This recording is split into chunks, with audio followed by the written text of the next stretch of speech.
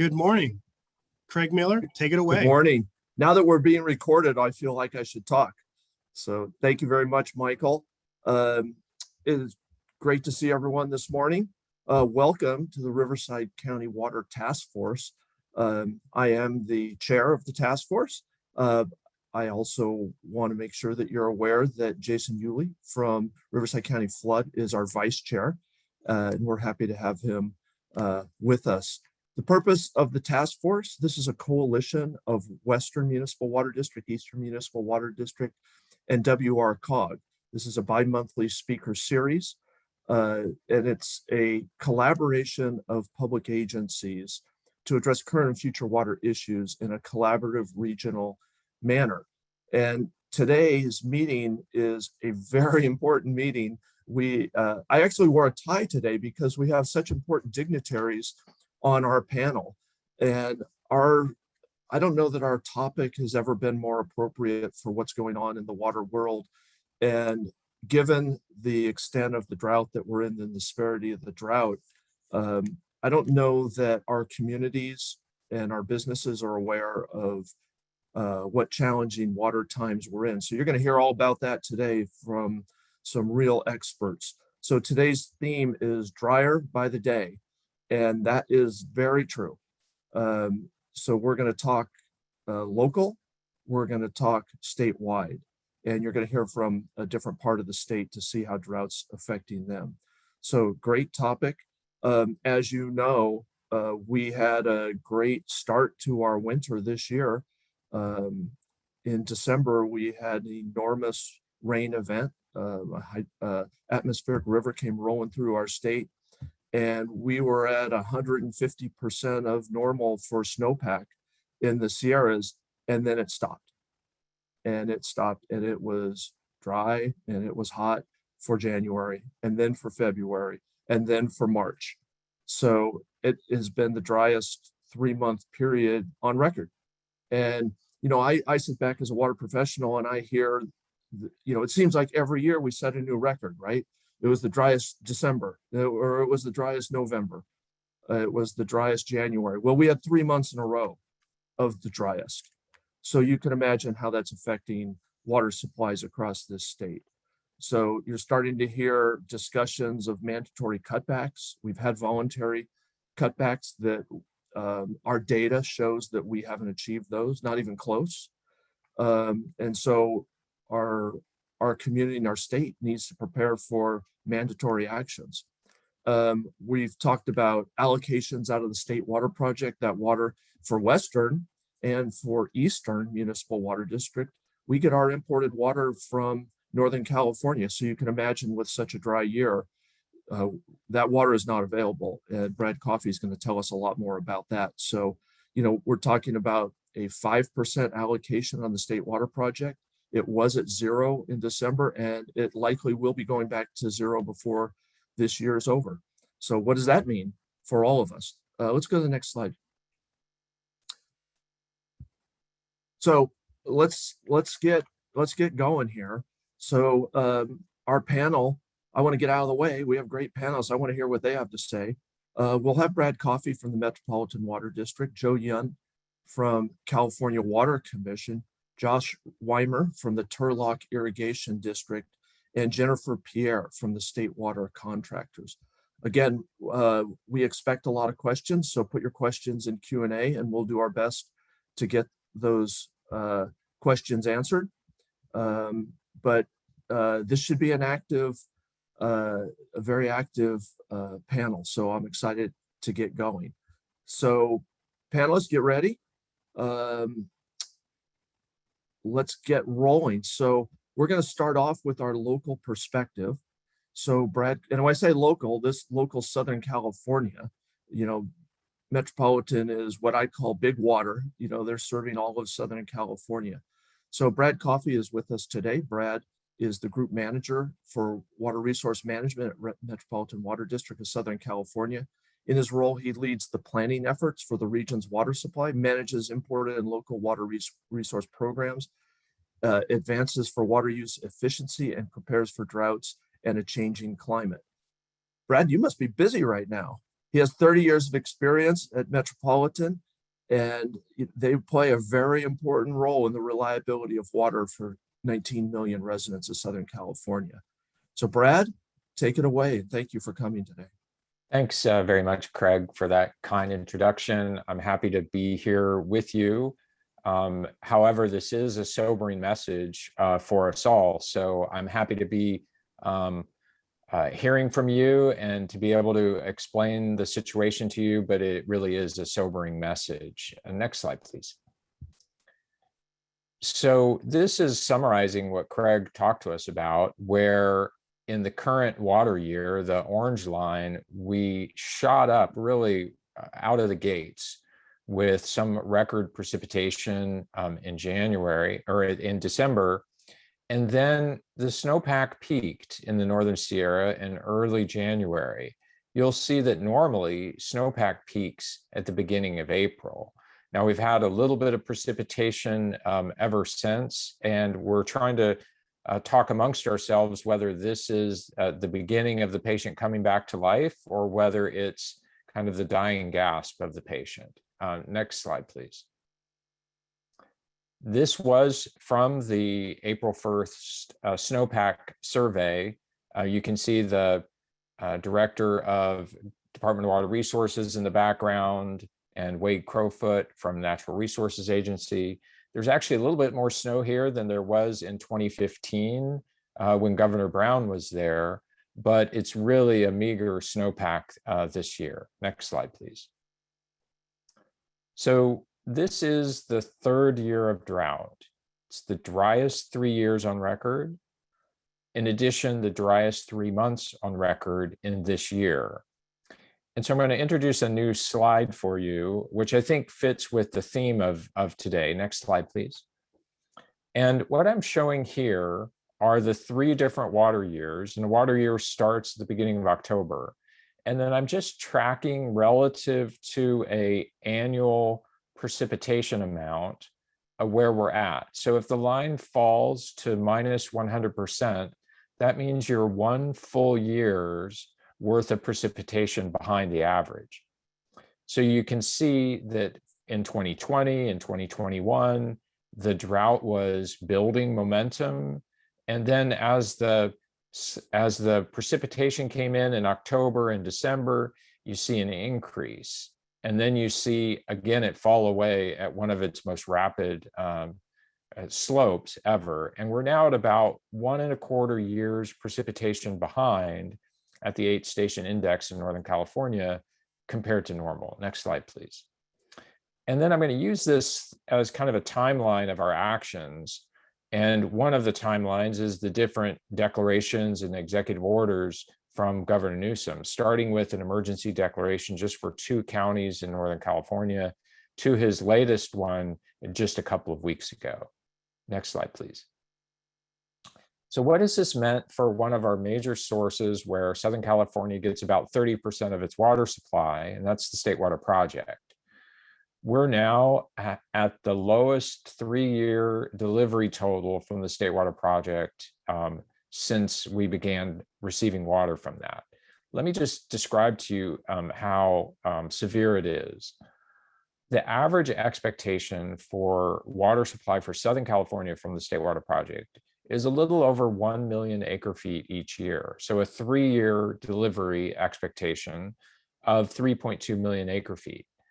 The Department of Water Resources does some extensive modeling, although probably the modeling needs to be updated for today's climate, suggested that the lowest ever 3-year period for deliveries to Metropolitan would be 1 million acre feet.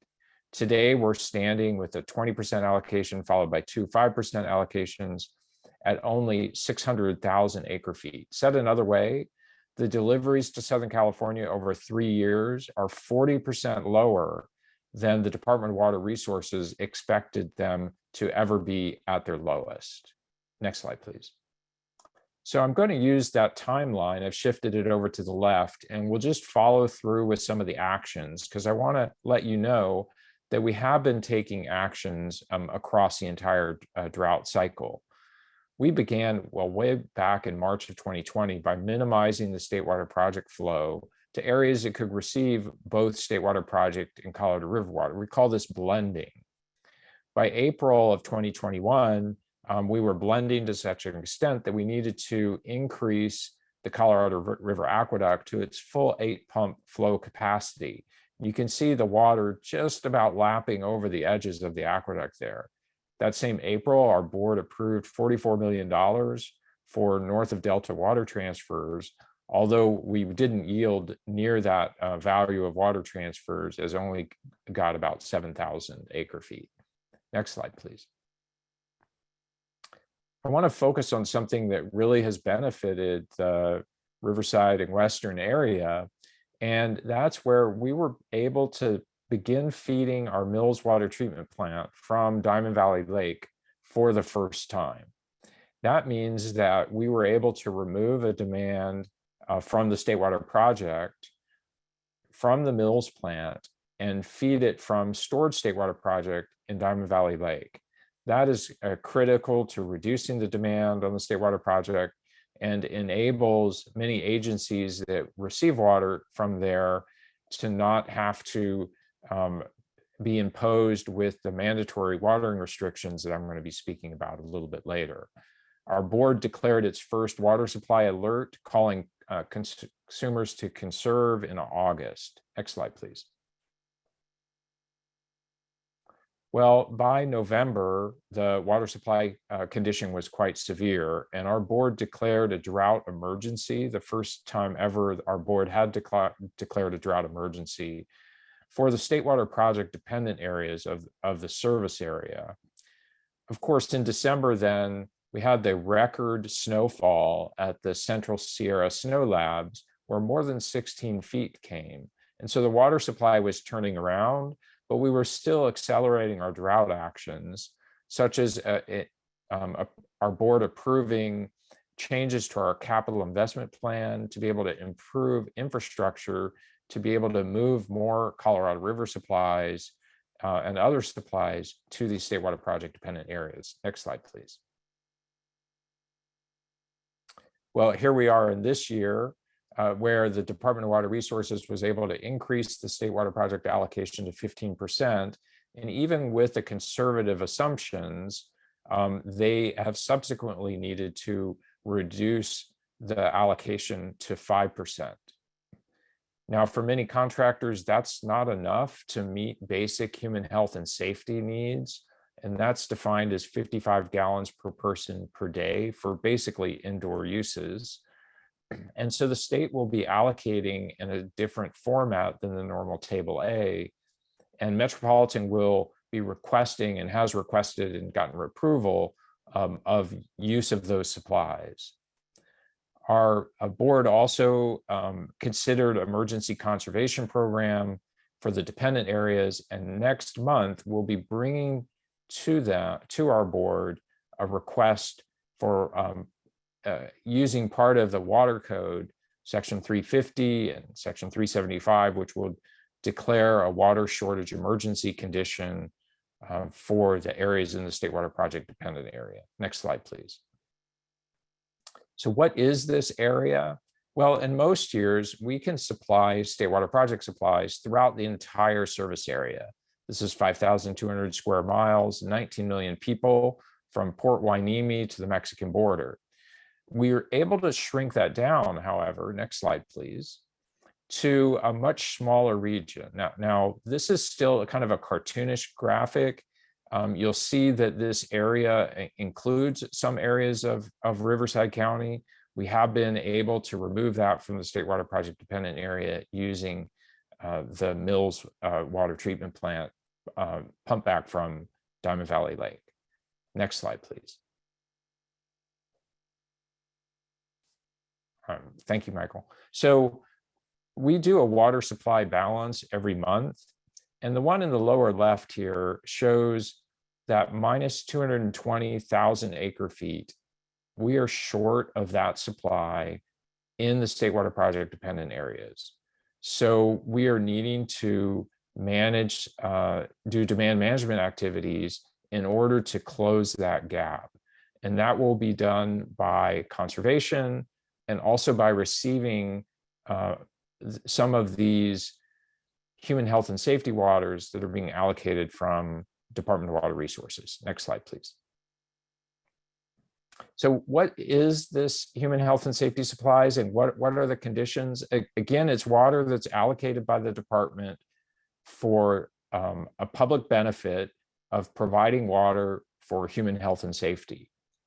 Now, Department of Water Resources conditions our use of that water in several ways. First is it's requiring robust and mandatory conservation efforts. Next, we incur a water debt with that, and we have to pay that back within 5 years. Third, you have to make investments in order to reduce the chances of this occurring in future years. We're certainly doing that. But they are also allowing certain other supplies, such as the $60 million that our board approved for water transfers this month in April, to supplement that human health and safety supplies. Next slide, please. So again, next Tuesday, we will have a board letter that will be posted later today, which will be describing the elements of an emergency conservation program. We'll have a public hearing at noon that will be webcast. And the main elements of this emergency water conservation program, there'll be 2 paths available. Now, again, this only applies to agencies who are currently taking Metropolitan Supply from the State Water Project system. But one path that agencies are interested in are going to mandated and enforced outdoor watering restrictions. That would start beginning June 1 for a single day per week or equivalent watering restrictions. And depending on the speed and scale of demand response, we may need to go to no outdoor watering as early as September 1st for that region. And this is a region of about 6.5 million people. And then ultimately, we may need to impose volumetric limits as early as December if, again, we're not seeing the demand response that's needed, or if the drought is continuing to accelerate. Another path that agencies have requested, and we've been able to find a way to accommodate this, is the use of volumetric limits. And an agency can choose, for example, by producing local supplies, to reduce the volume of water that they're receiving from Metropolitan and not have to impose such strict outdoor watering restrictions. Finally, if an agency eliminates their use of supply from the State Water Project, no outdoor watering restrictions or volumetric penalties would apply. If they do experience volumetric penalties, they will be at $2,000 per acre foot if they either don't enforce watering restrictions in that first path, or if they use water above a certain limit in the second path. And actually the volume of the penalty is the same in either case. It's just depending on whether one chooses the first or the second path for compliance. So as water planners, frankly, this is a failure, and we are committed to doing better. Our board has directed the general manager to do everything practicable to alleviate the situation.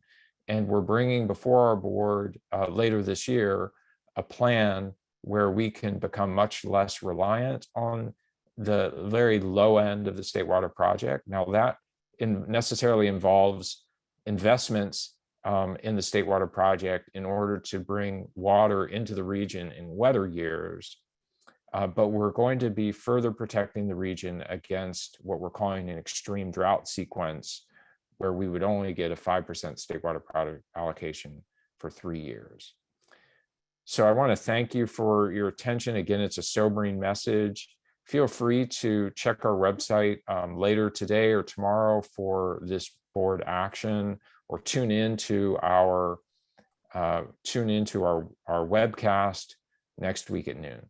Thank you very much. Thank you, Brad. Very informative. There's so much going on, and it's moving so fast. It's really good to hear this right from the expert that's helping craft all of this up at Metropolitan. And I'm sure stick around. We'll have questions. Go ahead and start entering your questions in the chat so we can accumulate those, and we'll hit all the panelists with those questions following all the presentations. So stay put, Brad, don't go anywhere. I've got questions if the audience doesn't have questions. So let's move on to our second panelist. Joe Yoon is with us today. Joe serves as the State Water Commission's executive officer. He's done that since 2017. And before that served as the Commission's Water Storage Investment Program Manager. Before his role with the Water Commission, Joe served as the chief of the Planning Grants section of the Financial Assistant Branch of the Department of Water Resources in the Division of Integrated Regional Water Management. That's a really long title. I'm not sure what your business card looked like. Prior to his state service, Joe spent 13 years in the private environmental consulting world and worked on surface water, groundwater, stormwater projects, remedial investigations, and remediation programs. So Joe and his organization are playing a huge role in trying to develop storage for the state. So I'm anxious to hear about that. Joe, it's all yours. Take it over. Thank you for being with us today. Thank you. Good morning, everybody. It's a pleasure to be here. Thank you for inviting me. I'm going to take you on a quick tour of the Water Commission's work as it relates to drought and water supply. Next slide, please. So if you're not familiar with the Commission's mission is to use its public forum to explore water management issues and make recommendations to the Department of Water Resources and, as appropriate, other governmental bodies regarding ways to improve water planning and management in response to changing hydrology. The Commission itself is made up of 9 governor-appointed state Senate-confirmed members. 7 members are chosen for their general knowledge and expertise related to water, and 2 members are chosen for their knowledge of the environment. Next slide. So the Commission's work supports Californians' overall water resilience and is focused on longer-term efforts. And by that, I mean, for example, in terms of drought, the Commission's work is related really to the water portfolio action items that I'll be talking about later, and not immediate drought actions. That is the purview of other state agencies like the State Water Board or Department of Water Resources or Cal OES. I'll be touching on 3 Commission programs. One is our Water Storage Investment Program. The others, I'll talk about the water resilience portfolio actions that we have been working on. And we also do a state water project annual review. So I'll throw that in as well. Let's go to the next slide and we'll start talking about the Water Storage Investment Program. So the Water Storage Investment Program is the reason that the Water Commission was reconstituted by Governor Schwarzenegger in 2010. Proposition 1, of course, passed in 2014, and it dedicated $2.7 billion for investments in public benefits of water storage projects. Public benefits are specified in Proposition 1 as ecosystem improvement, water quality improvements, flood control, emergency response, and recreation. So the amount that the state can invest in any project is based on those benefits that it provides. Public benefits can vary from project to project, but each project needs to provide ecosystem benefits. Next slide, please. So Proposition 1 prohibits the Commission from making any final awards until the project is essentially shovel ready. So that what the Commission did is we made conditional funding determinations, what we call maximum conditional eligibility determinations. And that really represents the maximum amount the state would invest in a project. And that's all conditioned on meeting the requirements of Proposition 1. There are 7 projects within our program that, if built, would add 2.7 million acre-feet of gross storage capacity. And I just wanted to touch on emergency response benefits from the projects. Some of those do include emergency supply, as in terms of drought. Next slide, please. So here's a quick look at the projects and where they're located in the state. We've got 4 surface water projects, Sites Reservoir, Los Vaqueros, and Pacheco, and 4 groundwater projects. And so those are the projects within our program. Next slide. I just wanted to give you a quick funding summary. Total costs of these projects, if you add those numbers up, it's around $8.5 billion. You can see the maximum conditional eligibility determinations that the commission has made for the 7 projects. And then there's this early funding column. Proposition 1 does allow for a small amount of money to be used for help with completing environmental documents and permits. The commission has awarded $116 million to 6 projects to help them with those efforts. And that is part of that MCED number. That is not in addition to. Go to the next slide. I wanted to just give you a sense of timing on these projects. So project applicants provide quarterly progress reports to the commission. We use that information to update the project timelines that they provided in their applications. And so the graphic on the screen is off of our website.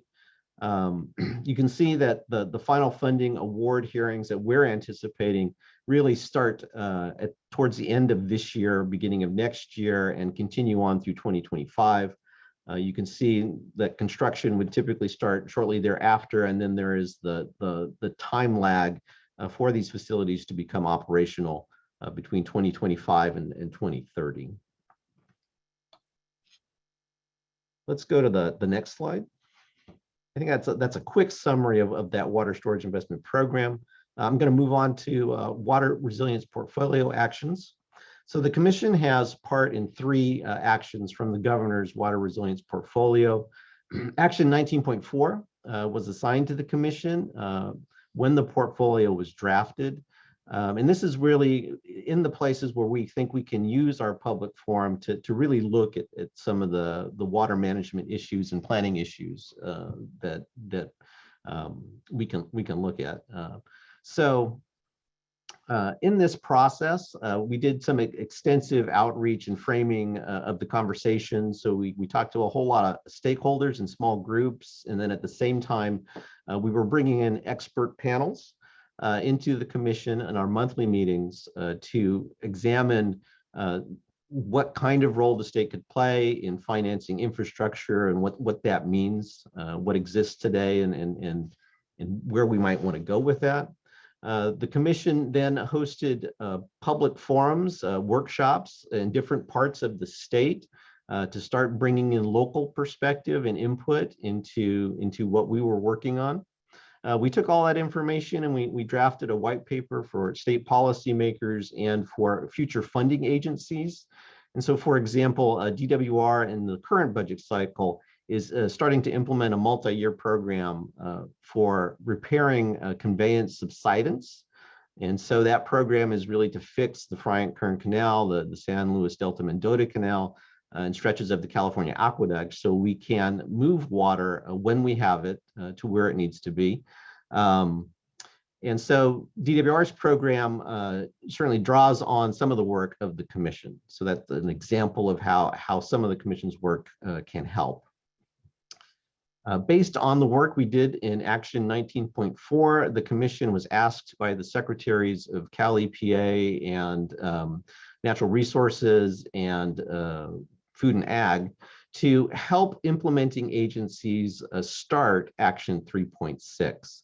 And the implementing agencies there are Department of Water Resources, State Water Board, Department of Food and Ag, and Department of Fish and Wildlife. And so our work there followed the same kind of efforts to produce a white paper that we can hand off to the implementing agencies to help define some next steps. And certainly groundwater trading is seen as one way to help ease the economic impact of ratcheting back groundwater use, but probably is also very helpful in times of drought. The status of our work there, we are currently drafting the final document and we'll present that to the commission in our May meeting. If it's approved by the commission, it will go to the implementing agencies for their action as they work to fully implement that action.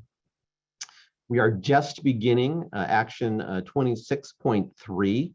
The commission was again invited to help take the first steps and move this action forward on behalf of the California Natural Resources Agency, who is the implementing agency for this action.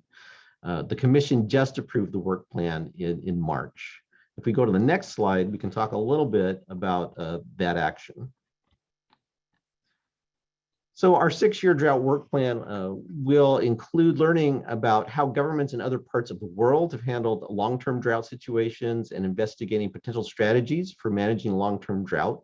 At the same time, we need to be coordinating with state agencies to develop a framework so we can advance this work without disrupting any immediate drought response efforts that are going on in the state. The commission will produce a white paper again, and that will go to the resources agency so they can consider those actions as they figure out investments and policies in implementing that action. I think that wraps up kind of our water portfolio actions. Let's move on and talk a little bit about the state water project part that the commission does play. So we are required by Water Code Section 165 to conduct an annual review of the construction and operation of the state water project. This is a piece of statute that was developed back when the state water project was being constructed, but the commission still holds this and still does this work. The commission does submit an annual review to the state legislature and to the director with our recommendations. Our theme for 2022 is preparing for climate extremes, ensuring a reliable state water project to meet the challenges of drought, flood, and wildfire. And so this year, the commission is hosting 4 different briefing sections and hearing presentations on adaptive forecasting practices. We're talking a little bit about the delivery capability report, which helps folks understand what the state water project can deliver under certain scenarios. And so that's a place where climate change plays very heavily in their analysis. We are hearing about drought actions that are taking place for 2022. We'll be talking a little bit about financial and logistical challenges presented to the state water project and looking at impacts of drought, flood, and wildfire on beneficiaries of the state water project. We will also be hearing construction updates. So we have annual construction updates of different projects that are taking place on the project itself. I think that wraps up a lot of what I needed to say about how the commission kind of interfaces and works with those issues. But there's certainly ways for you to be involved. You are welcome to attend our commission meetings. We meet the 3rd Wednesday of every month. We are now meeting in person again. This week was our first in-person meeting in 2 years, but we retain our virtual format as well. So we're running hybrid meetings now. And so you do not have to travel to tune into a commission meeting and comment. So please do that. And then, of course, you can participate in public workshops. As we do some of these water portfolio actions, the commission will want to do workshops around the state. And sometimes we will want to do traveling meetings. So certainly could use support and help in those efforts. You can join our listserv just to keep up to date on what the commission is up to. And I think that pretty much wraps up my presentation. The next slide, of course, is my contact information. Feel free to get a hold of me if you have questions of any sort. Welcome that. And then I'll just send it back to Craig to move you to the next panelist. All right, Joe, thank you very much. Great presentation. We don't hear about the Water Commission very much, so it's great to get a little bit more background and see what you're doing up there. Let's move on to our 3rd panelist. Josh Weimer is here. We don't get to hear much about Turlock Irrigation District, and actually we don't really hear much about Central Valley water issues. So this is very interesting for the Riverside County area to hear more about it. Josh Weimer is the External Affairs Manager at Turlock Irrigation District, where he oversees the district's governmental affairs advocacy, communications, and energy services teams. In addition to his advocacy in Sacramento and Washington, D.C., Josh works on special projects, including the relicensing of the Don Pedro project, the Sustainable Groundwater Management Act compliance, Project Nexus, TID's Water and Power podcast, and the State Water Board's Bay Delta Water Quality Control Plan. With that, I'll turn it over to you, Josh. Thanks for joining us this morning. Well, thanks for having me. Not sure if you can. There we go. We got you. Well, I appreciate it, Craig. It's not too often that that I, as an irrigation district from the Central Valley, get to speak to a Southern California Water Task Force. And so I appreciate the opportunity, and really it speaks to Craig's leadership on this issue and the water challenges that we face, acknowledging that getting a broad coalition, collaboration, partnerships, and innovative solutions is really the only way that we as water agencies up and down the state of California, whether it's irrigation or urban use, is really the only way that we're going to be able to move forward. And so I really appreciate the opportunity today. Today, I just want to give a little bit of background about TID, and then really focus on 3 of the foundation elements that TID focuses on when it comes to drought planning in the moment and also looking at the future. So next slide. So Turlock Irrigation District, we are located in the heart of the Central Valley. We are 90 miles south of Sacramento and 90 miles east of San Francisco. Next slide. Turlock Irrigation District, we are the oldest irrigation district in the state of California. We were formed in 1887. We're actually celebrating our 135th anniversary this year.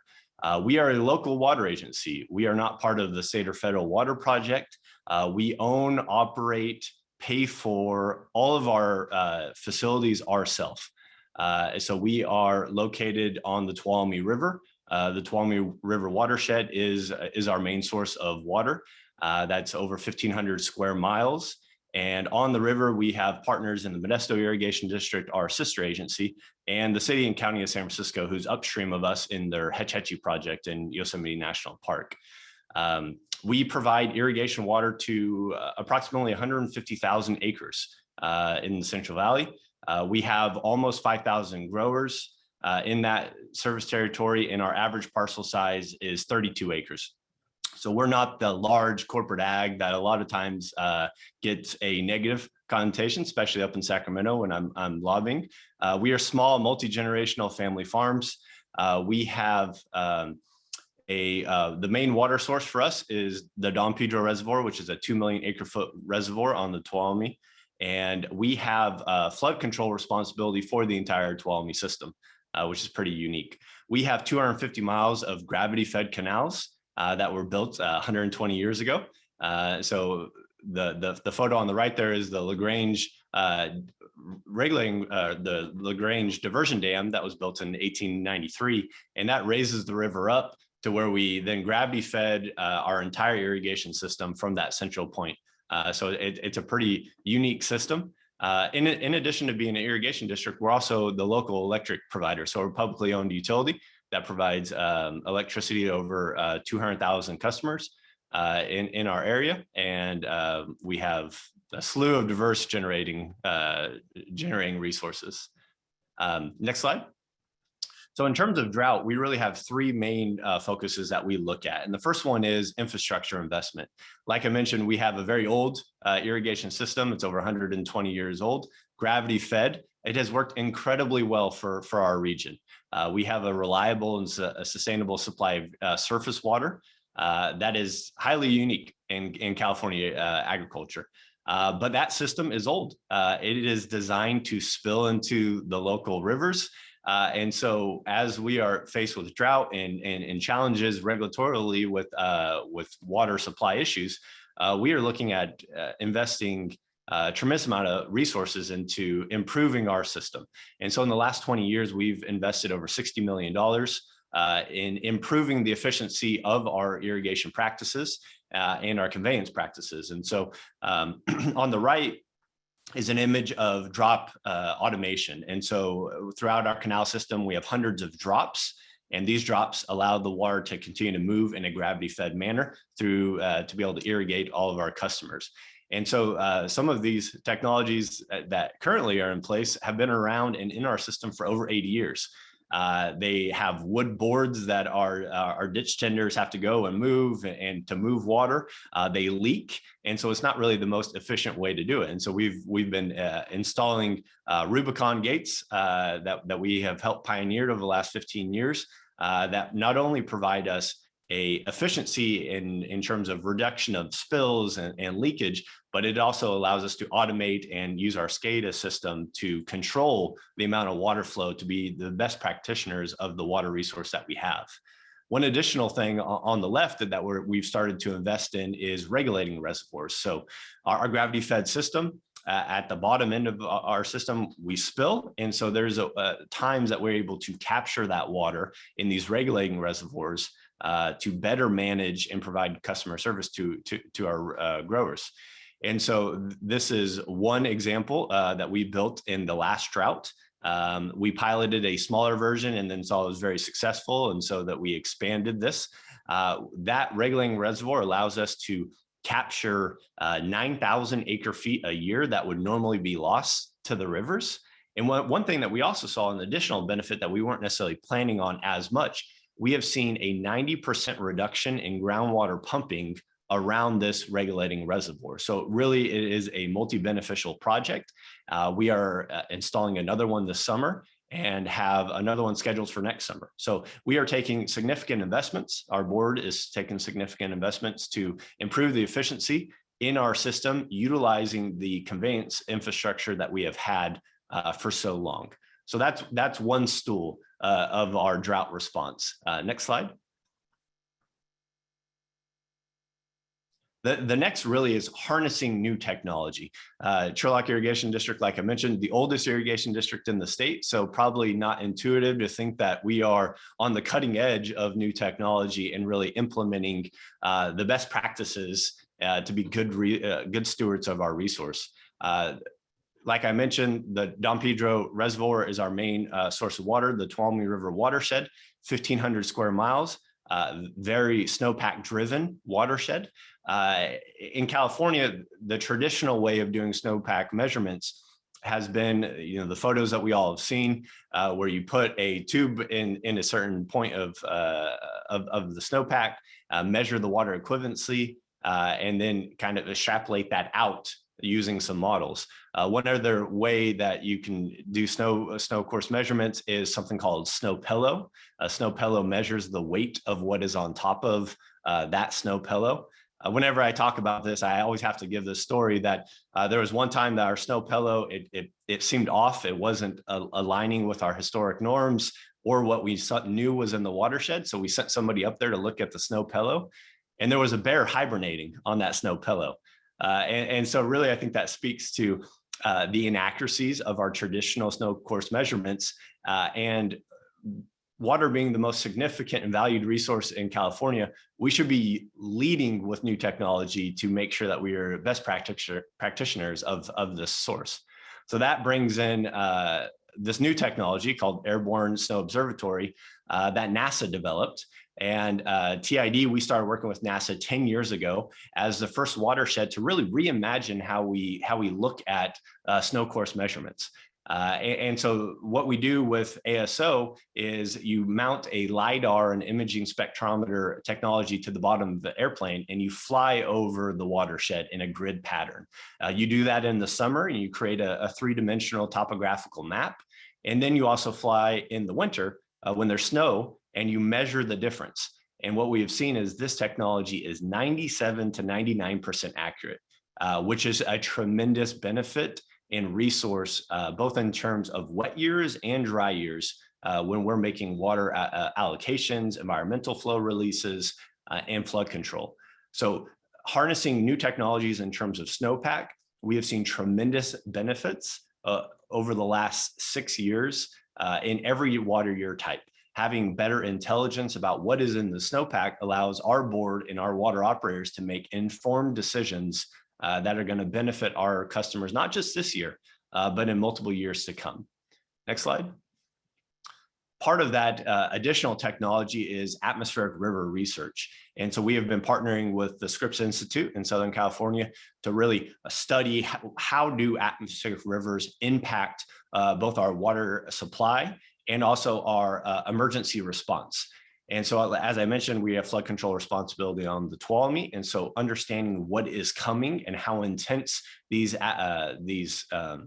events are going to be really impacts how we operate the Don Pedro project and the Tuolumne River as a whole. And so we've been working with Scripps. One of the benefits of being a local agency is that our chief hydrologist was poking around on the internet about 7-8 years ago and found this resource and started implementing this resource into our water operations. Being a local agency, we don't have to jump through all the hoops. We find new technologies, we implement them, we put them into our model, and really it leads how we operate the reservoir. Forecast informed reservoir operations is obviously something that all the agencies in Southern California are aware of and learning more about. And there's a large focus both at the state and federal government to make sure that we are being best practitioners of our reservoirs through using FIRO implementation. And that's something that TID we've been doing. We've been doing forecast informed reservoir operations for over 20 years, utilizing technologies and models. And this new data set, both in terms of snowpack measurement and atmospheric rivers, allows us to feed into our model that provides our board and our water operators the best possible intelligence to make decisions. So next slide. I mentioned we've been doing this for 20 years. After the 1997 flood event that really hurt all of California, we decided to take some steps, and we needed to not be responsive to what type of information that the state or federal government is putting out in terms of what could be coming in terms of snowpack. So we leaned in heavily with a hourly HFAM model, which is a hydrocomp model that is highly unique in California. And so at its most basic level, the model takes the current state of the watershed at any given day, and then we add in over 30 different parameters, and we have our watershed broken up into over 700 different land segments. That includes soil moistures, it includes elevation, density of the forest, and then we add in additional reaches, parameters, and then we factor in 82 years of hourly data. And then this model is updated every single hour. And so this is a tremendously important resource. And it's something that most water operators don't have this type of granular detail that allows us to project not just what's being a regressive model, so looking at what's in the snowpack and then calculating some information, but we are putting in a 16-day forecast, and we are looking at over 1,000 different parameters into this model that really is informing our decision making. And what this means in the real world is that in 2017, when we saw a significant flooding event happening throughout the state, we were able to harness this technology because we knew what was in the snowpack and we knew what was coming because of the atmospheric river research. And we were able to start making pre-flood releases 15 days early, which minimize downstream impacts. And it also allowed us to work with our Office of Emergency Services to help evacuate people that are low-lying communities along the river. And so we saw a tremendous flood response benefit from this technology. And then the next year in 2018, we saw a water supply benefit. And so we, like I mentioned, have flood control responsibility on the Tuolumne. And so we have a flood control manual that was developed in the 1950s. That's pretty rudimentary. So it looks at how much water is in the reservoir, and then you have to make certain releases because you don't know if you're going to flood or not.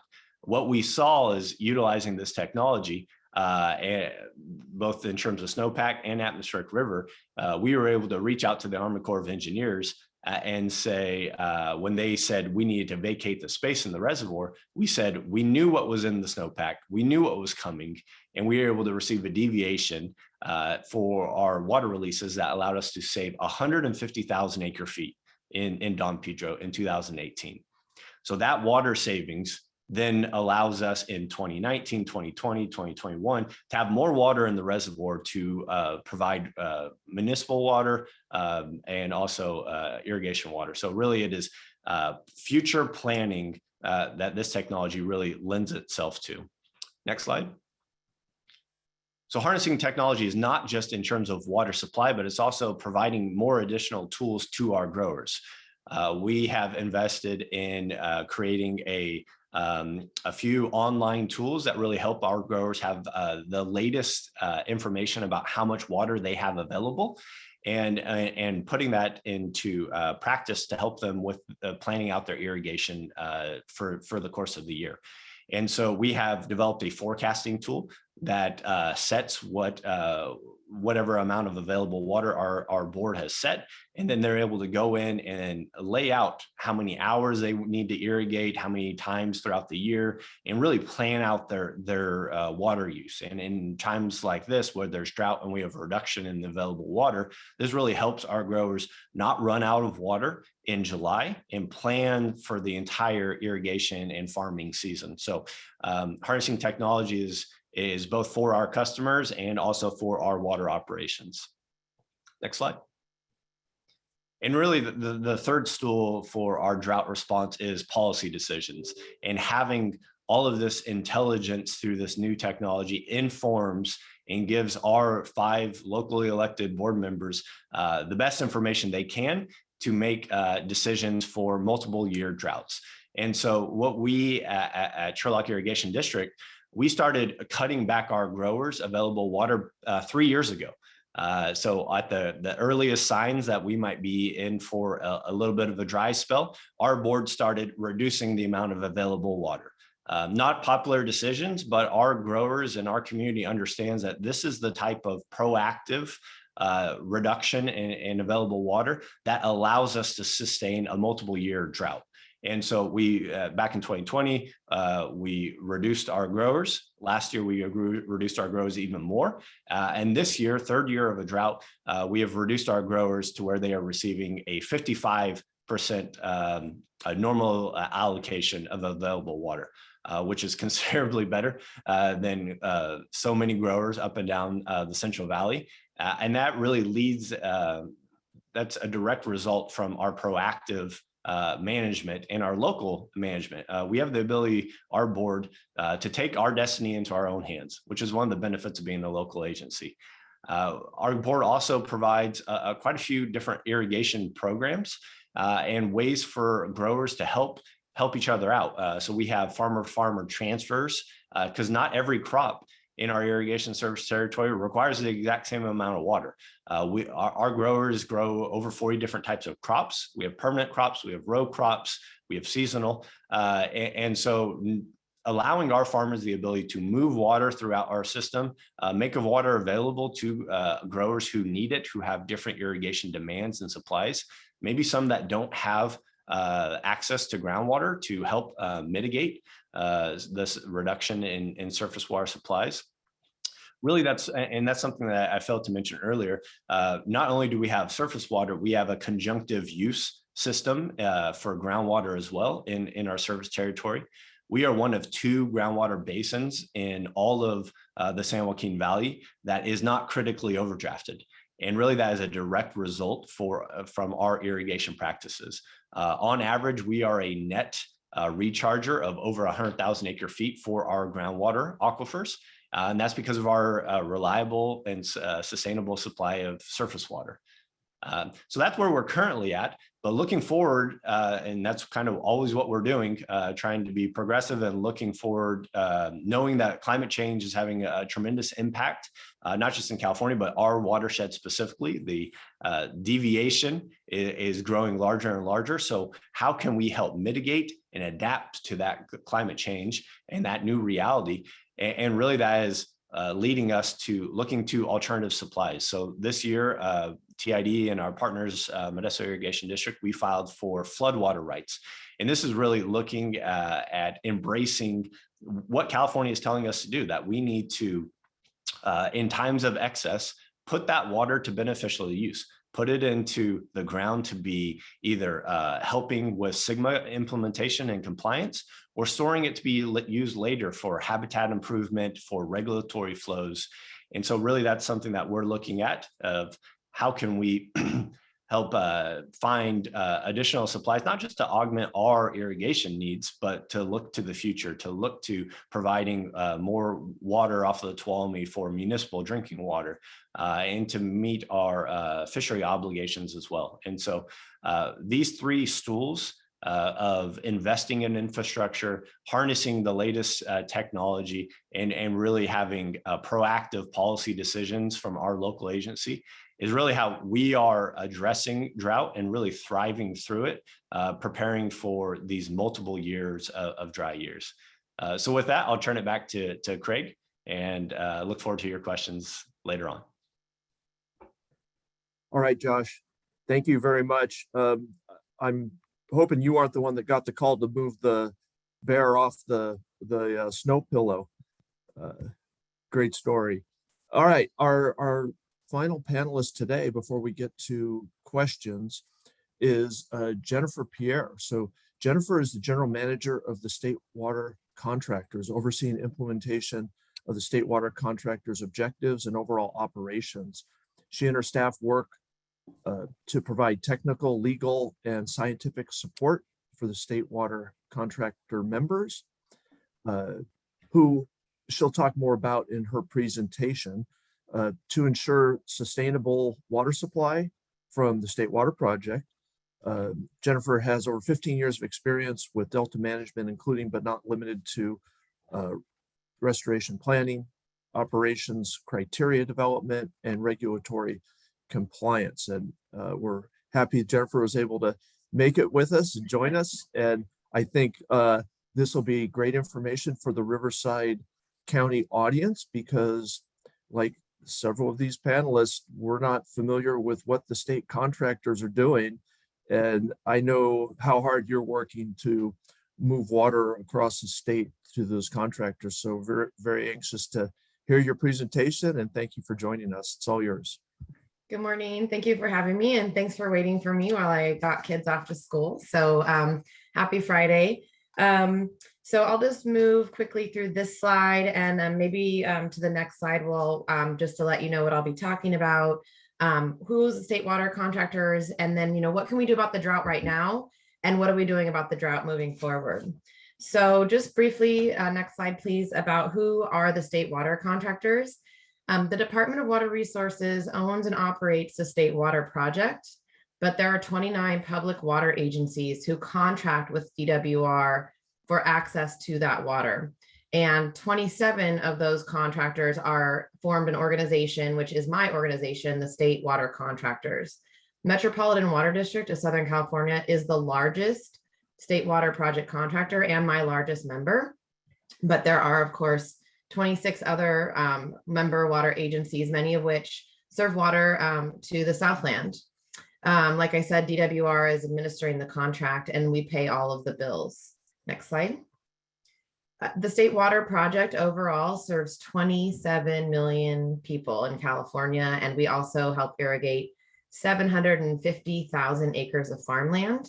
And it's not just in Southern California, but we serve water to folks in the San Francisco Bay Area, including Napa County, Solano County, Santa Clara County, Alameda County, and then all the way down the coastline, Ventura, San Luis Obispo, Santa Barbara County, LA, and of course, throughout the metropolitan service area into the Inland Empire, Mojave Desert area, Coachella Desert, a lot of the San Joaquin Valley within Kern County. So really extensive service area.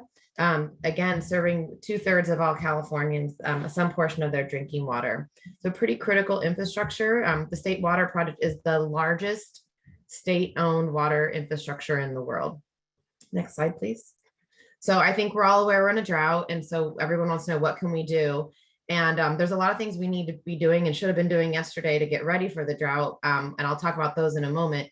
But what can we do today? There's really two things. I think there's a lot of actually low-hanging projects that we could actually start to implement now, and that would provide water immediately and some relief immediately.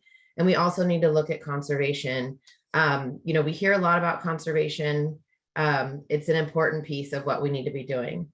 So next slide, please, for some examples of some of the projects we've identified just among our members that could be done now. We have things like installing meters. I think some of you might find that insane that not all of California is metered, but there's actually a number of regions within the state that aren't metered, including some things like commercial properties that do have a lot of turf and irrigation. And just understanding that water use in and of itself can help to address the water use and save water. There's a number of canals that can be lined, particularly in the San Joaquin Valley, that would help retain the water that's moving around the valley. There are also a lot of contaminated groundwater basins. So the quantity of water is available, but the quality is not accessible for human consumption. And so there are a number of water agencies throughout the state where if we could get some funding to expedite the cleanup of these groundwater basins, then those agencies could easily access the water that they've stored in those basins. And kind of along those lines, there's also a lot of opportunities throughout the state to either fix wells or drill wells, even in adjudicated basins or basins that are sustainable. So we're not talking about additional overdraft in groundwater basins. We're talking about accessing using infrastructure. And there's also a number of instances where improved interconnectivity between different water sources and where there's demand can really help to move water so that there is a delivery where that demand is. And then I think turf replacement and conservation, there's a lot of room there still. There's been a ton of work done, especially in Southern California, but there's still a lot more that could be done relative to conservation. And I think we're all aware that the governor is asking us to do that and to do it in a way that is consistent with our local plans, but still a very, very, very critical piece of our water supply portfolio, although it does not replace other investments we need to make. So next slide, just as an example of some of the things that, individuals can do. Really, a lot of water use is in the outdoor areas. So how you use water efficiently, whether that be in the kind of drip systems that you're using, or the types of plants that you're watering, those things can be really important, along with a whole host of different improvements within homes and behavioral changes. And a lot of Californians have done a lot of these things, but I think, we know that there's a lot more that can be done. And this is not going to address California's water issues. So I want to be clear, but it is a very important piece of getting to a sustainable water supply approach in the state. So I want to focus most of my presentation, next slide, on what we need to really be focused on in terms of investments. And I was happy to come on and hear that you were already talking about FIRO a little bit. But, really, these are things that FIRO is starting, but some of these things I'm going to talk about, we should have and could have been doing, 10 years ago. So I think what's that saying is like the best time, to start was yesterday, but we can start now.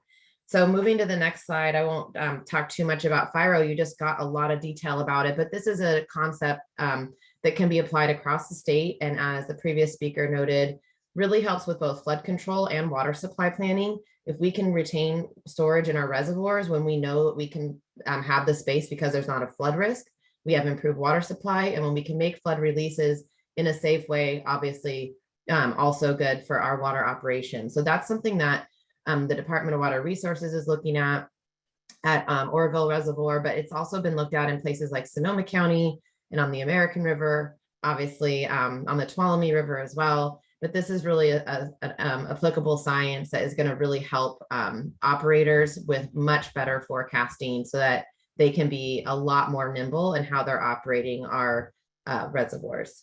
So moving on to some maybe new topics for this morning. One of the major focus of the state water contractors right now is really figuring out how to repair subsided canals. And most of the subsidence is occurring in the California Central Valley. But the relevance to Southern California is that the water needs to move over these canals to get to Southern California's service area. So you can kind of see in the upper right of the map there that there's, showing the call out for where the subsidence is occurring. But that is the highway, the water highway, that water being delivered from the State Water Project throughout its service area is using. So this subsidence is impacting us all.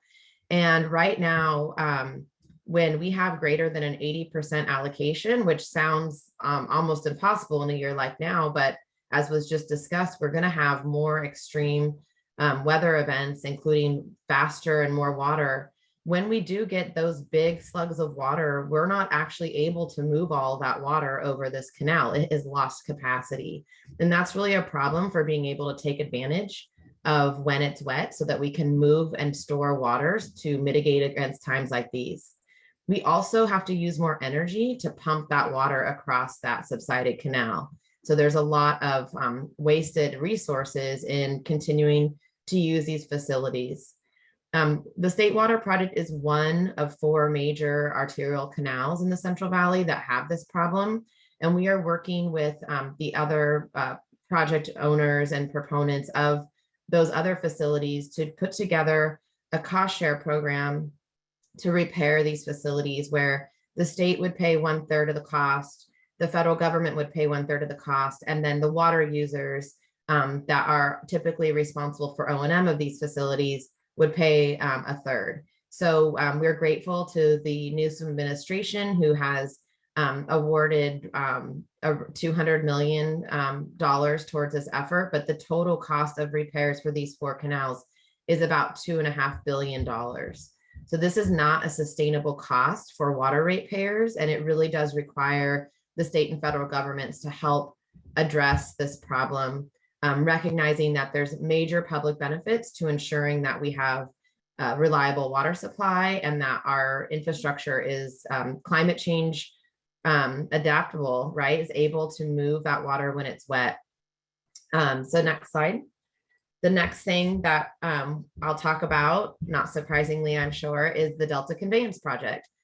This project is being pursued by the majority of my members who are looking to modernize the State Water Project as it exists. The idea is to continue to protect the infrastructure and really do so in a way that is responsive to sea level rise and climate change impacts, making sure that we're able to mitigate against any potential future seismic risks, and just ensure that the water supply reliability remains intact as it relates to the State Water Project component of everyone's portfolio. Next slide. A little fun fact, you may recall that in December we had a huge storm for a couple weeks, and we got a lot of water, and we actually weren't able to move a lot of that water. All of the environmental conditions were being met. There were even releases from some reservoirs, even as low as they were, going back to kind of making room for flood control space. But we had some restrictions at our local diversion point, our current diversion point. And had we had the Delta Conveyance Project in place, we would have been able, just during that storm, it was, I think, 10 days, maybe 14, we would have been able to move 236,000 acre feet of water, again, safely, meeting all of the environmental requirements. And we would have been able to move that south of the Delta into storage, and that would have provided enough water for 2.5 million people for a year.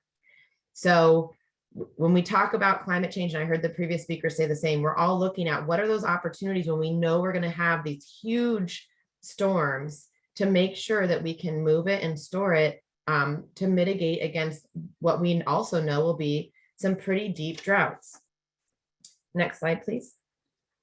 I think we often hear opposition to the Delta Conveyance Project as kind of in lieu of making other investments, and that's just not true. In order for water agencies to make investments, for example, in local storage or recycling, they need to have a source of water to put in storage, or a source of water to recycle, or a groundwater recharge project. What are you putting in the ground? So having a reliable state water project, which really looking into the future means you need to build the Delta Conveyance Project, that is what is going to support the continued investments that local agencies are making to be as drought resilient as possible through things like local storage and groundwater recharge, et cetera.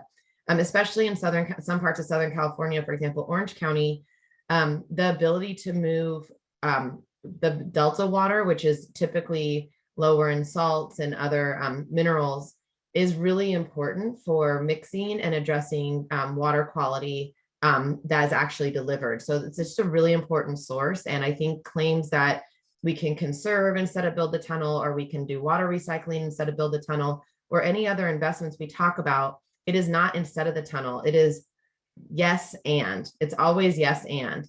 So I want to make sure you understand that point. Next slide. Another important thing that we're working on, and you may have heard about recently, is voluntary agreements. These are really important because they stabilize our water supply throughout the state. So these are basically the state water project and all of the water users that use the whole Bay Delta watershed. So the Sacramento River, San Joaquin River, all its tributaries and through the Delta must comply with a water quality control plan. And the state water board staff have proposed to use what's called unimpaired flow, which means some portion of all the flow entering the watershed would not be allowed to be captured or used. It would flow out to the ocean as outflow. And under the Brown administration, recognizing not only the economic impacts of such a proposal, but also the fact that a flow only approach is not likely to actually provide the type of benefits that are necessary to restore our ecosystems, pursued what was called a voluntary agreement. And the Newsom administration has continued that. We recently signed an MOU that outlines terms for this agreement. We had about 2/3 of the entire watershed sign on to this agreement. So hoping to see more. Anyone who's subject to the water quality control plan, which is, really hundreds of water agencies, is welcome to sign on. And we look forward to more folks joining us. But basically, the idea is that, actually, we just go to next slide, is that we have an 8-year program. And the 8-year program is basically saying within that term what each party is contributing in terms of water and money and constructing habitat and also implementing a science program. So water agencies would be contributing water, but they would also contribute money for additional purchases of water, the construction of habitat, and the implementation of a science and adaptive management program. And the state and federal governments would provide funding also to contribute water or to buy water, construct habitat, and implement science and adaptive management. One very novel component of the voluntary agreement is this all hands governance program. We are, you may know, always fighting in the Delta.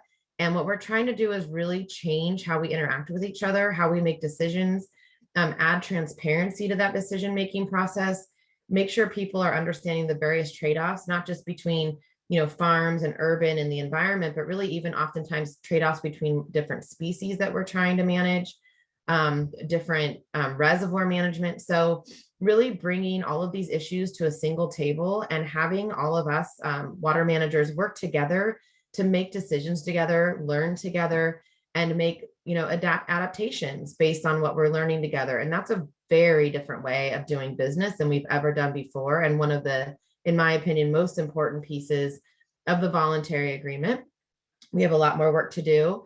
The state board will need to evaluate it and go through its process, but we're very excited to have reached this point and that we can start to move forward, really creating a stable regulatory environment throughout the Delta watershed in a way that allows us to do better water planning on all sorts of other related efforts. So with that, I can take questions, or if we're moving to the broader panel, wasn't sure. Thank you. All right, thank you, Jennifer. Glad you're able to pitch those kids out of the car and get here for the presentation and help us out. I hope everyone arrives safely. All right, let's get to questions. I want to thank the panelists for nailing their timing. We have an hour and a half of questions to cover in 15 minutes. So good luck to the panelists. Let's get rolling. Let me I got staff is shooting me the questions as we go here. Let's go back to Brad. Brad, you're talking about these requirements that are going to be decided next week. You're clearly going to have some outreach challenges because we got this, huge service area, but some people are going to have restrictions and some people in your service area aren't. How are you going to handle the mixed messaging challenges? Thanks for that question, Craig. Our approach has been to be working closely with those agencies in the State Water Project dependent area and to have kind of a unity of messaging from Metropolitan to the member agency to their local retail agency. We've developed some advertising strategies and some media strategies in order to do that. That being said, there probably will be, in essence, spillover effects into other areas as people see the messaging. But for example, we're working on Caltrans signs on the freeways just in those areas, specific social media messaging to those areas where we can get that accomplished, and then Metropolitan standing beside each of the agencies in their press conferences and work to do so. We're also using, and in all of our materials, we're trying to be very careful that this is only to a portion of our service area and pointing to the specific areas that it applies to. Great, thanks. Joe, I have a couple questions that popped up for you. Warm you up with an easy one. Someone wants to know how many staff members are at the Water Commission. Well, not many. I could turn my camera around and show you our small area, but I have a staff of about 7. And follow-up question to that, someone wants to know, in the 6-year drought work, you say you will explore how long-term drought has been managed elsewhere. What specific locations do you hope to explore? Yeah, who's doing well at this? So I think what we're finding, we think Australia and Israel are probably most applicable to California. And so we'll be talking with them. I think South Africa has some applicability to us as well. So we'll be talking to them as well. At least that's our hope, to make those kinds of connections. Yeah, I'll add, I used to work at Orange County Water District, and when Australia was in the middle of their really bad drought, we were having a monthly visit from elected officials from Australia, from all over the country, coming to see how Orange County and Southern California was managing water. So now we're going to send all of our officials down there to figure out how they solved it. It's really interesting. Let's see. Jennifer, how can we as water agencies support the state water contractors in getting these projects across the finish line? And I'll add more to this when we close. Jennifer and I just talked about this. Was that yesterday? Yeah. I didn't ask that question. Someone else asked that question. We really do need help with you guys letting your local ratepayers, business groups, and others that know that water is so important to your communities, that these projects that we're talking about are important to your community. These are not some other 27 million Californians. This is us and this is you. And I think the more you're able to communicate the importance of these projects within your service areas and your regions to your leaders in Sacramento and to your other community leaders is really important, because I think oftentimes it really is metropolitan and state water contractors. And I think we forget that it's actually serving, many more millions of people. And we need help kind of getting that out there and making those connections between the importance. So, right now you turn your water on, it works. But that's, it's not really a given. Like we have to work really hard to keep water flowing, especially during times like this, and having these investments is what's going to help do that. We don't need to be in an emergency every time there's a drought. That's what we're trying to get away from. And we need to build these projects to get there. Agree, 100%. And this is a statewide issue, and we need the entire state to help you out. This is important. Joe, Proposition 1 was passed by voters in 2014, yet projects still aren't under construction yet. What's taking so long for these projects to get built? Have you ever had this question before, Joe? Oh, no, this is a new one for me. This is, yeah. Do you answer this about every week? Yeah. Well, I mean, building large infrastructure is tough. I don't, as Jennifer can probably talked about Delta Conveyance. How long has that been on the books? And a lot of these projects that we're looking at have been on the books probably well before I was in college, is my guess. But so that does take a long time, and it takes a large coalition. I mean, right? We just talked about the importance of everybody understanding their part, as Jennifer was talking about, for the State Water Project. and it's similar. And so I talked about how the commission made the decision to do some conditional determinations. And part of that is if we're prohibited from actually giving folks money until the project's shovel ready, these project coalitions need some certainty in their lives so they can build the proper partnerships and move on all the things that feed into building the projects. And that takes time. And so the timelines that I showed you are really coming from those project proponents and saying, this is how long it takes us to move. We are supporting other state agencies in their efforts to also assist on the permitting ends and things like that. So, we do try to leverage the money that we have from Prop 1 to assist projects in their efforts, but it just does take a lot of coordination and a lot of time. And unfortunately, the larger surface water projects certainly take longer than some of the smaller groundwater projects that can move more quickly. Yeah.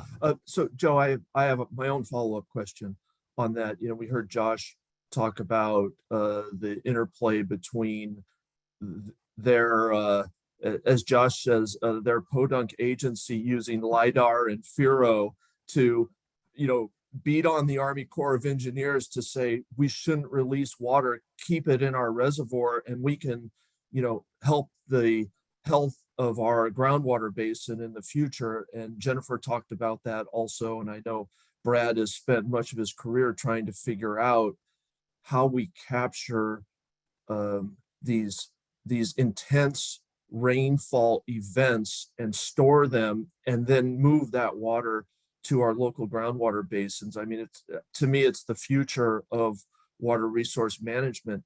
But in one of your early slides, you had the benefits of Prop 1, and it was these obligations.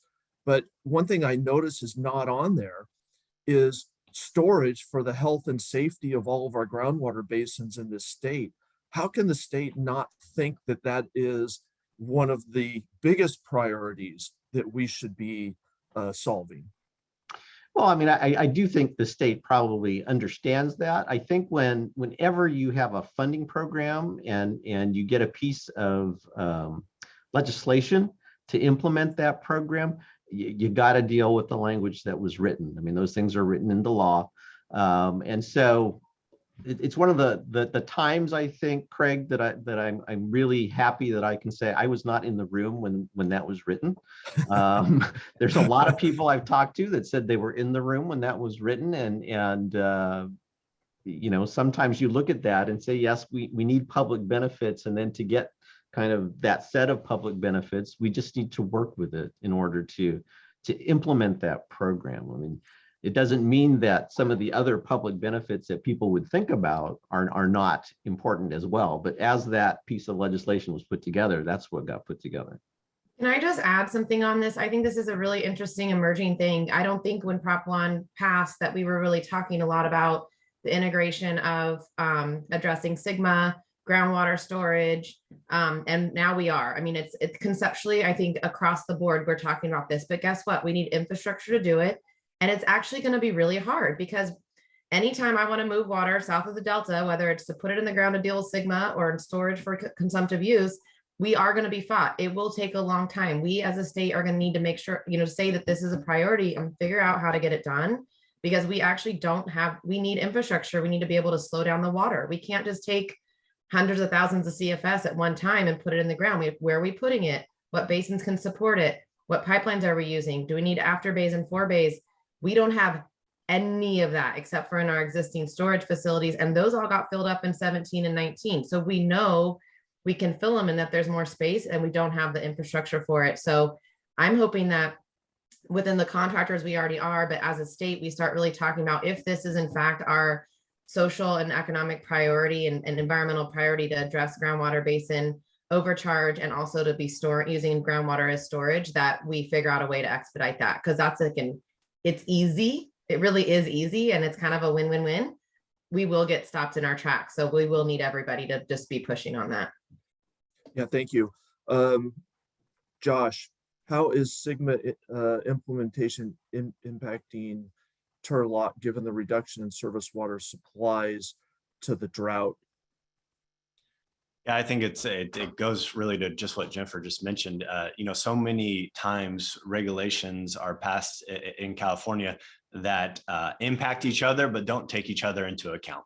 And so when we have something like the Bay Delta Plan, which says that there's going to be significant and unavoidable impacts on groundwater, and yet we now have Sigma compliance, they go hand in hand. And so when you have one hand of the state government telling you to do one thing that directly impacts the other, there's conflicting messaging, conflicting priorities.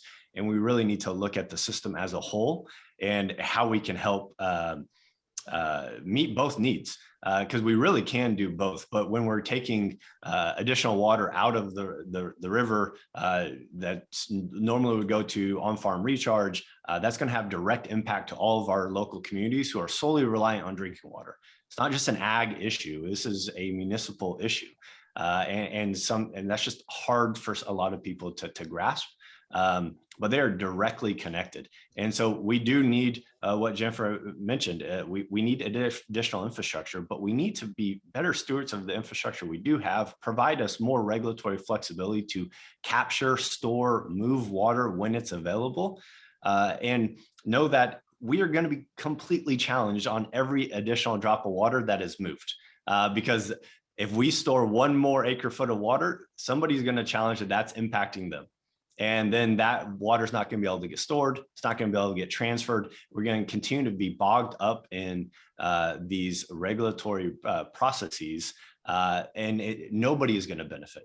And so really looking holistically at the system, the structures in place, the temporary water rights permitting process, the long-term water rights permitting process for these new projects, and how it all impacts. We can't just look at these segmented processes and try to address them individually. It's not going to work. Yeah, I agree. Okay, Brad, you're sweating.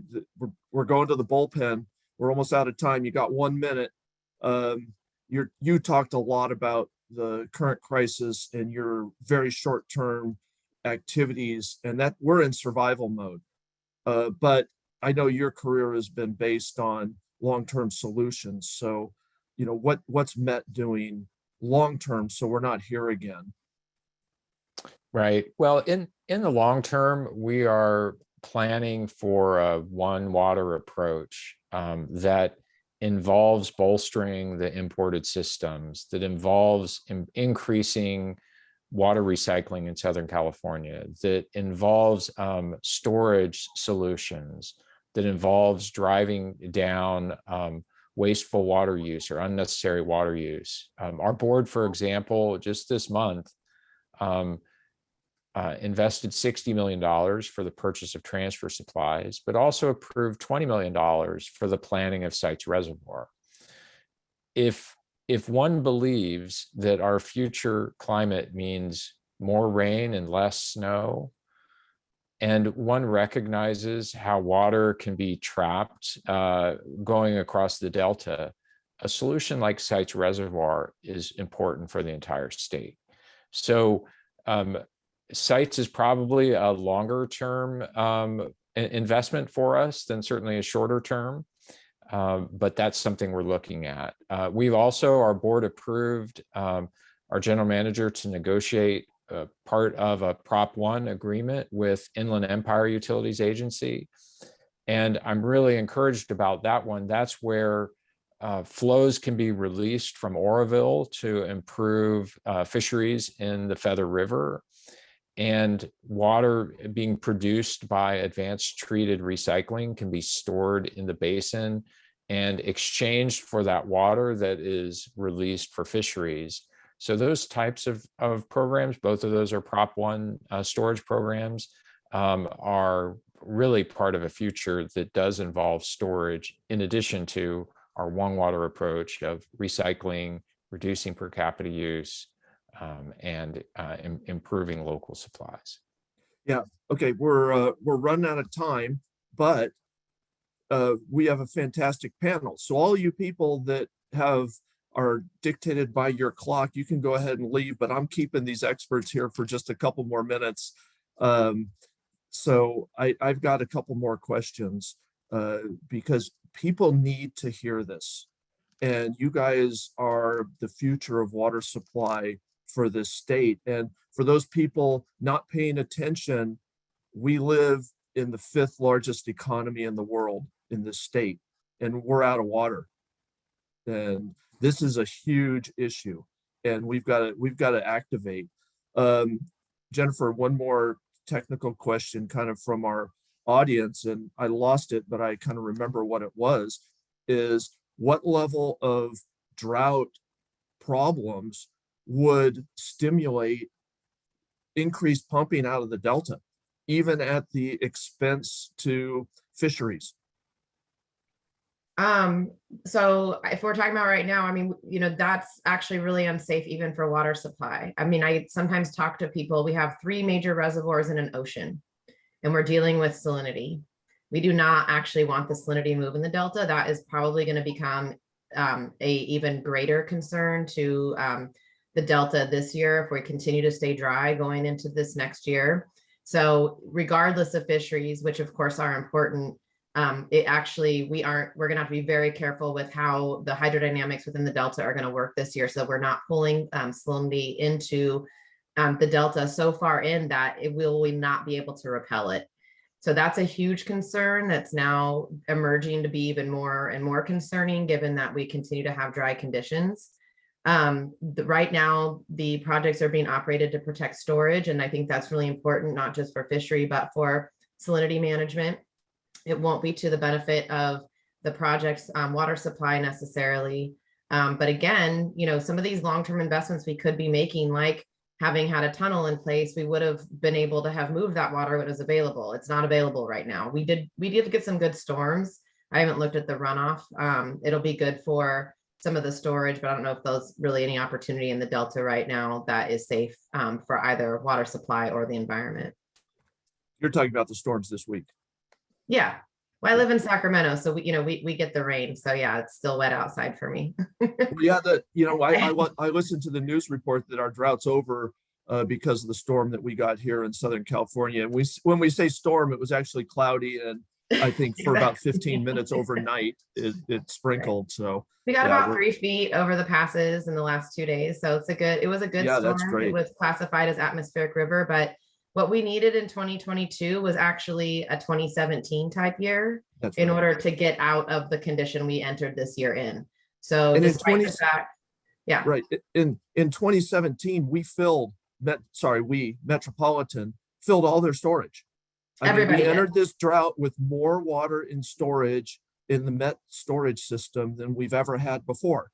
And yet after a 3-year drought, we're in outdoor cutbacks. Things have changed.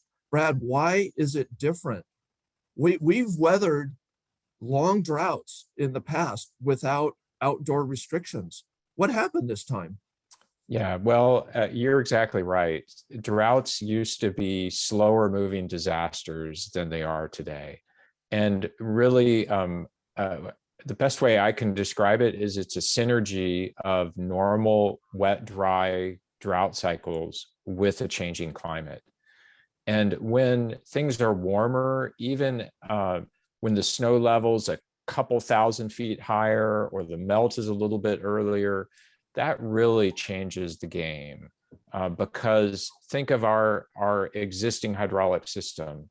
It was based on early 20th century hydrology, built in the middle of the 20th century, hoping to work into the 22nd century, and the hydrology is changing. The snowpack is expected by the end of the century to be at 60 or like a third to a half of the existing snowpack level, and particularly at the say elevations below 8,000 feet.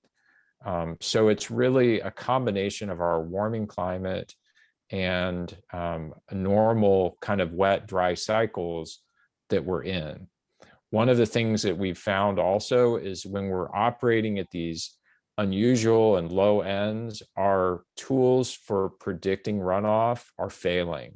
There's so much error in them at these extreme ends that the Department of Water Resources projections from runoff for last year were off by 60%. So far, they've had to adjust the runoff projections by 40% this year. So we just don't have the appropriate tools to really understand how this combination of very dry, which is a normal sequence in California, with warmer are interacting, and we got to do better in that.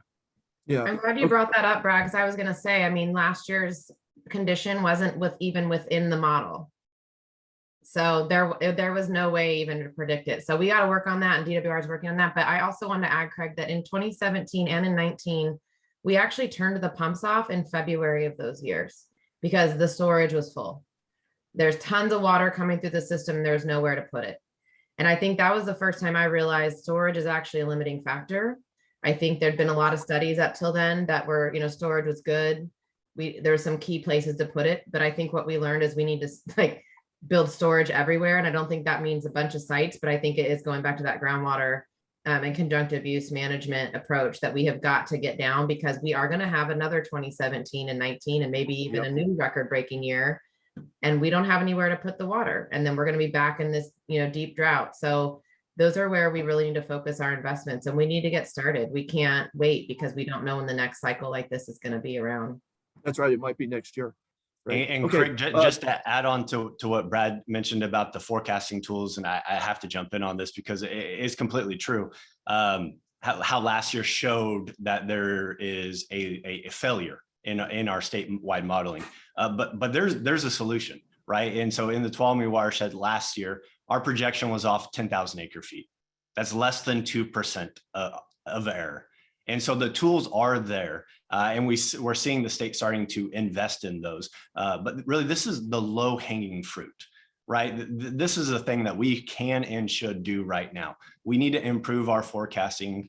Water is such a tremendous resource and a value to the state that using technology from 50, 60 years ago is just not acceptable.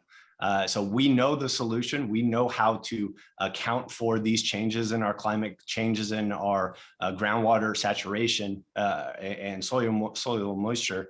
We just need to put them into place. We need to invest in those modeling and technology because that impacts all water operators throughout the state, and it impacts how we all operate together. And so really, the state needs to lean into that heavily, and we think the technology is there, and we've proved it in the last few years. Great point, Josh. And I think people hear, hey, we're going to invest in technology to solve the drought. And people are like, what are we doing? That's ridiculous. Capture more water. But when you can see the direct benefit of that technology allowed us to keep from wasting water to the ocean, that's important. And okay, rapid fire, 10 seconds, 10 seconds. We got to get out of here.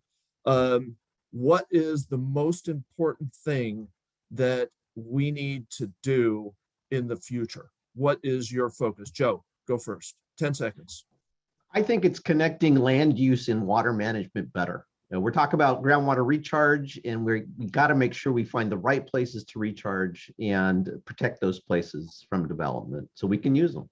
Great. Josh.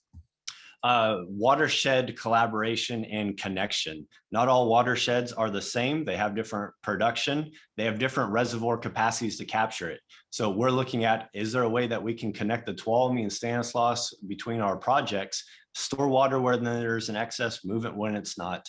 Really, regional collaboration is the focus. Brad? Plan for a changing climate and do everything necessary to be successful in 2100. All right, Jennifer. Move water when it's wet for storage when it's dry. All right. Okay, here's my call to action. All you people that are still left.